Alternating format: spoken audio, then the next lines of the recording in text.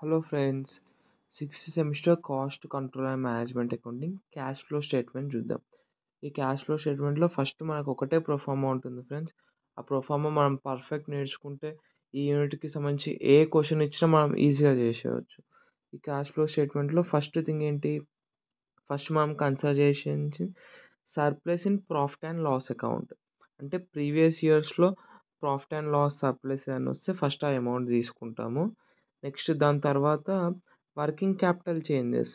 అంటే దీంట్లో మనం వర్కింగ్ క్యాపిటల్ చేంజెస్లో ఏ ట్రాన్సాక్షన్స్ అమౌంట్ యాడ్ చేయాలి, ఏ ట్రాన్సాక్షన్ అమౌంట్ లెస్ చేయాలి. కరెంట్ అసెట్స్ ఇంక్రీజ్ అయింటే, అంటే ప్రీవియస్ ఇయర్కి ఈ ఇయర్కి కరెంట్ అసెట్స్ వాల్యూ ఇంక్రీజ్ అవుతే దాన్ని లెస్ చేస్తాము. అదే same current assets value decrease అవుతే ఆ వాల్యూని యాడ్ చేయాలి.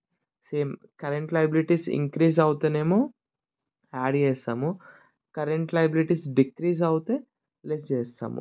ఇది వర్కింగ్ క్యాపిటల్ చేంజెస్ అనమాట. ఆన్ సేల్ ఆఫ్ అసెట్స్, మనం సేల్ చేసిన అసెట్స్ పైన ఏదైనా ప్రాఫిట్ వస్తే దాన్ని లెస్ చేస్తాము.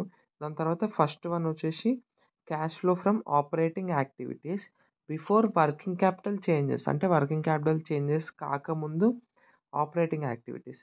ఆపరేటింగ్ యాక్టివిటీస్ అంటే మనకు day to day A activities అవుతాయి బిజినెస్లో అవుతాయో దానికి మనం స్పెండ్ చేసిన అమౌంట్ అన్నీ మనము increasing in stock, decreasing in debtors, increasing in current liabilities, decreasing in current liabilities, ఇవన్నీ ఆపరేటింగ్ యాక్టివిటీస్లో తీసుకుంటాము.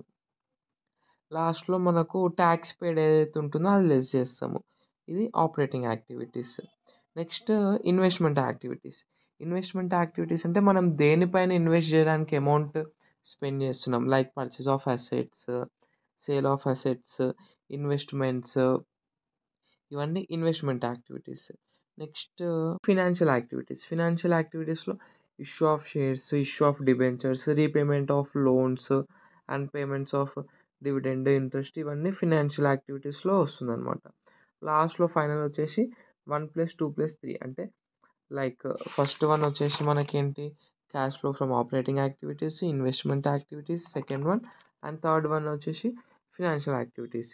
ఈ 3 అమౌంట్స్ యాడ్ చేసి ఓపెనింగ్ బ్యాలెన్స్ ఏదైతే మన క్వశ్చన్లో ఇచ్చిండో దాన్ని యాడ్ చేస్తే మనకు క్లోజింగ్ బ్యాలెన్స్ అమౌంట్ రావాలి. అప్పుడు మనం ప్రాబ్లం కరెక్ట్ చేసినట్లు. దీని ప్రొఫార్మా నేను వీడియోలో పెడుతున్నాను చూడండి ఫ్రెండ్స్.